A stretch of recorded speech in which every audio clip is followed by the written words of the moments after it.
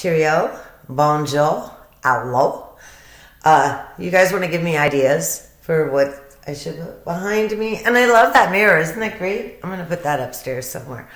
But I'll most definitely have an American flag. But give me some ideas. The kid wants to make some kind of Lego for me, and I'll put that up on the shelf. Okay, part 9. It's crazy, part 9. Okay. Tammy asked him if he's gone through the luggage. And he says, no, not yet.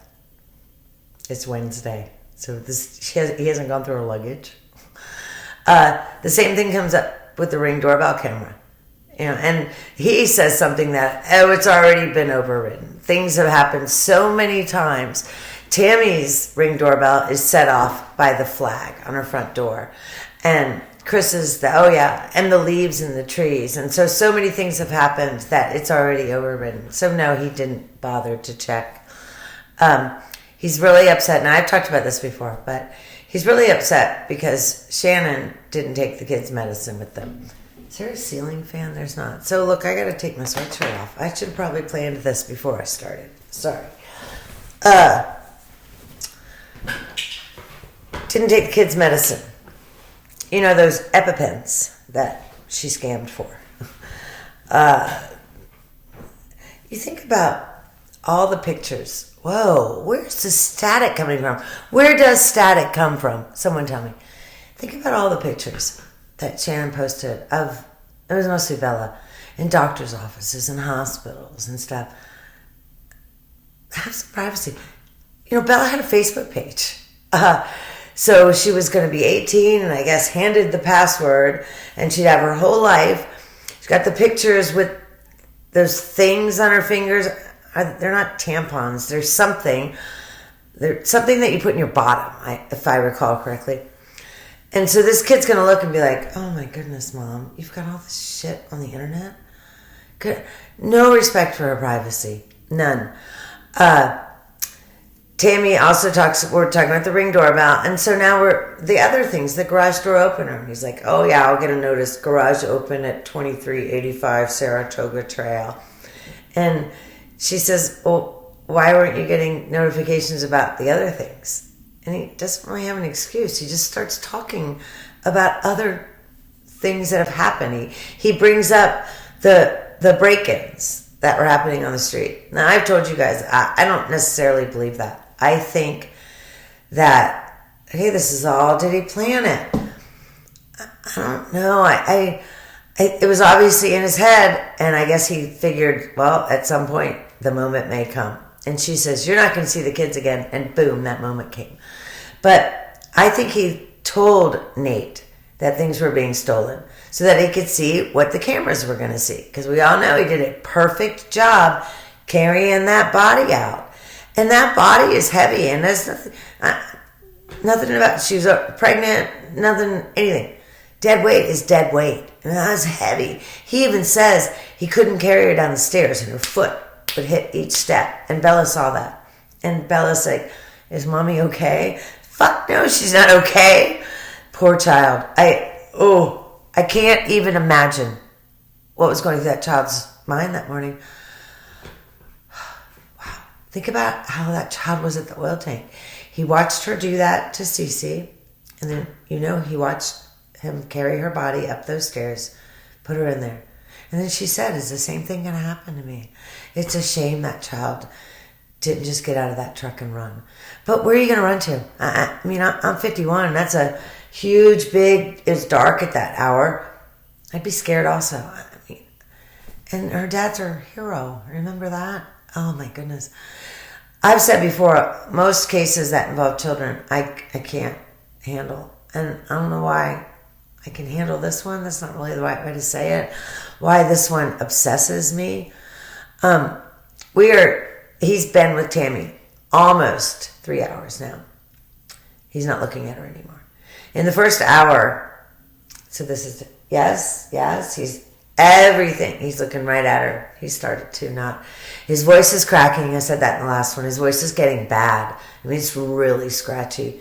But he's looking pretty much straight ahead. He can't talk to her. I may come to this later, but so Tammy says, what do you think should happen to the person who did this? And he says, well, life in prison or the death penalty, it's going to be. And just the way he says it, it's almost like he's acknowledging this is what's going to happen to me. But really, he's like, that's what it's going to be, because he knows. He knows. What the fuck is he doing in that polygraph? I mean, he thinks because he's the good guy, he's going to get away with it. Chris has brought up now at least 5 different times how much Shannon is on her phone. He talks about their nightly routine. They go to bed and they turn the TV on every night. And that's when Shannon responds to text and messages and things. That's what she's doing all freaking day. Oh my goodness. The AC on the top level is out. Well, here's all I wonder. I almost guarantee in the 5 years they had that house, they never had routine maintenance, even once on that. Because that's $170. And that's $170 that Shannon can't spend on her fingernails if they put it into the house. He talks about he had to wake her up that morning and she'd only been on for 2 hours. And he says, oh yeah, don't question her. Do what she says to do. He's like, oh, I've been in trouble before for that. I can't imagine living in a world where you think, she's been home 2 hours. She wanted me to wake her up, but you know what? I'm going to let her sleep. And think that you might get in trouble if you wake her up. Fuck. Bad relationship. I said in the last video, why didn't he call Primrose and say, hey, Shannon's going to stay home with the kids today? Somebody commented, because that would have set up red flags right away. Shannon didn't want to be with those kids. We all know it. The kids were the prop. She loved the idea of being a mother. She didn't want to be a mother. The where he buried them.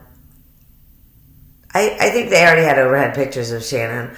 And you look at that, and there's one little clump of dirt that has been messed with. Well, duh, there she is.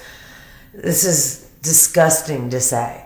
But at some point, those children were going to start clogging the drain that was in those tanks. Those children were going to be found. He didn't put any thought into this. Honestly, I think he thought about killing her, and then he thought about afterwards how great life was going to be with Nikki. He doesn't have this family he has to deal with, no mortgage, nothing. He sold the house. He just, for a guy with that 143 IQ, one very bright. Again, he did not take the class Plan a Murder 101. They're getting ready to take a bathroom break because the test is going to start. And she offers him a Gatorade or a water or a Mountain Dew, and he doesn't take any. She should have said, are you sure you don't want a Mountain Dew? Because there's a good chance this is your last chance to get a Mountain Dew. Although I guess you have vending machines in the waiting rooms or the visiting rooms in the prisons. But she says, do you have any, declines all of it. She says, do you have any bad habits? And of course, I think, well, besides murdering people, because you know that was what was in her head.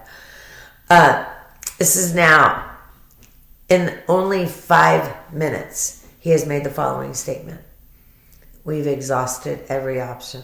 Okay, well, I've told you, the bad guys say we, so that it looks like they have support.